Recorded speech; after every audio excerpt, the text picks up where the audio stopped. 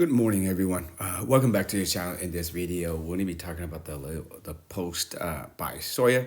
Basically, it says that Tesla's launching cooler, and it's going on for about $700, and you can order at the Tesla shop currently.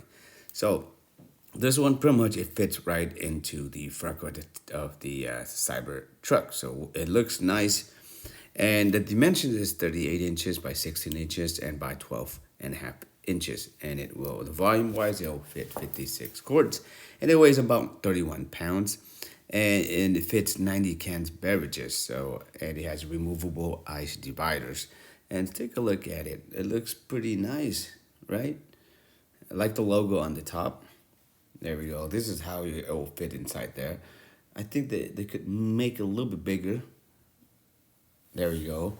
And when we travel, we can take this like camping, to the beach, picnic. This is a great addition. So just like the Rivian, where they created, or where they just had the portable travel kitchen. So I think that right now they're in competition, and we just love it when they have more stuff coming out like this, right? So $700, I don't know if that's cheap. Is it affordable? It's just the price is right, but that's what's given to us. So how many of you guys are going to order it? Thank you for watching. Take care. Be safe.